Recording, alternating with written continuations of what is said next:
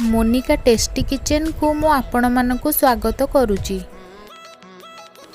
मु आज आपण मानक पई एप्पल मिल्क शेक बनैबा को जाउची।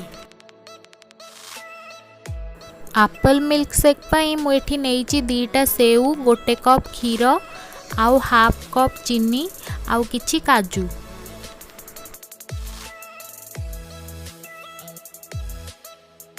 एबे आमे सेउर चोपा गुड़ाक छड़े ताकू छोट छोट करी काटी दबा।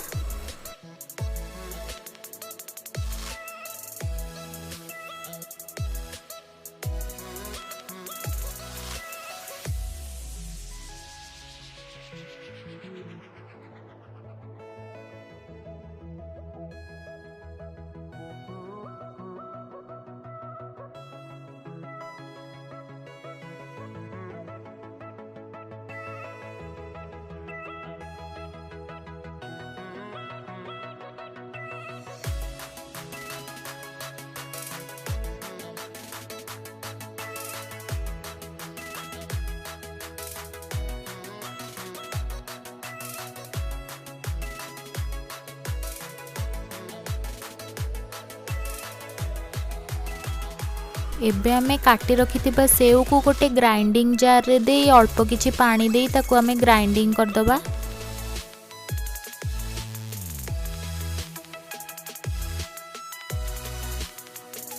सेव एबे हमर ग्राइंडिंग हे गलानी।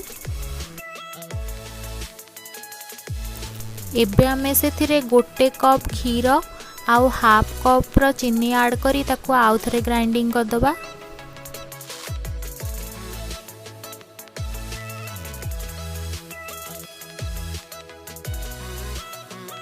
एप्पल मिल्क शेक एबे हमर रेडी हे गलानी। एबे आमे ताकू गोटे ग्लास रे सर्व कर दबा। एई रेसिपीटी बनैबा बहुत ही इजी आउ पीबा को मध्य बहुत टेस्टी लगी थाए।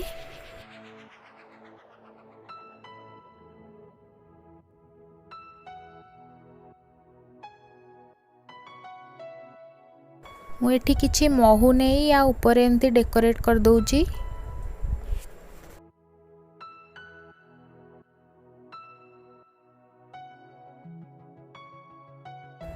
किछि काजू रे मध्य डेकोरेट करूची।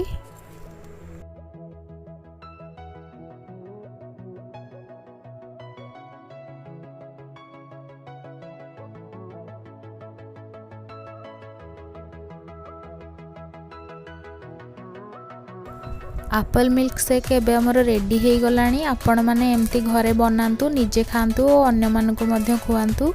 मो रेसिपीटी आपण मानकु केमती लागिला मते कमेंट बॉक्स रे लिखिकी जणांतु।